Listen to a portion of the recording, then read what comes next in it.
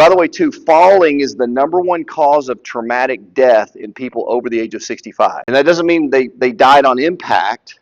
You've heard of people, you broke your hip, died of pneumonia because they break their hip and then they're stuck in bed, and because they're horizontal, they develop fluid in their lungs and that becomes infected and leads to pneumonia. So it starts their demise from losing their mobility. Again, what diseases are linked to inflammation? If you go to a doctor that doesn't routinely check your fasting insulin, find a new doctor, and your fasting insulin should be between 1 to 5, between 1 and 5. Now, on a traditional blood test, they'll tell you as long as you're below 20, you're fine. Well, 20 is pre-diabetic. So you want that number preferably below 5. And then your A1C, anyone heard of hemoglobin A1C? It's your 90-day average of blood sugars. You want that between 4.5 and 5.2. But most people I consult with have been told as long as it's below 5.6, you're fine. Well, 5.6, you're right on the doorstep of diabetes. So we want that number to come down more and more and more. So the bread that we eat here, 200 years ago, we stripped away all the bran and the germ and the fiber and all the nutrients, and that was in an attempt to make it more shelf stable.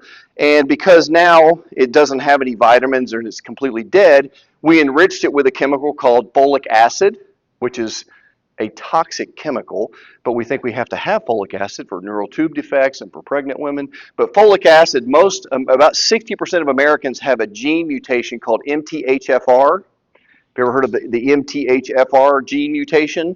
So 60% of Americans carry that gene mutation, which keeps them from methylating folic acid. They can't. It's toxic to those people. So now, because you're toxic, you're poisoned by the folic acid, you have fatigue and anxiety and depression and ADHD and enhanced inflammation.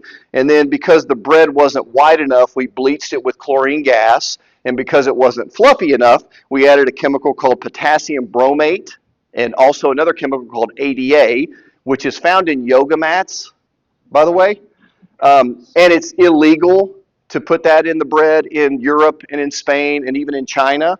So China's doing better than us when it comes to our bread consumption. And then to increase production, we added glyphosate to the wheat to dry it out and make it more stable. So now you're having endocrine and leaky gut issues. So now you're bloated, brain fog, tired, and you blame the gluten, which gluten is really just the scapegoat.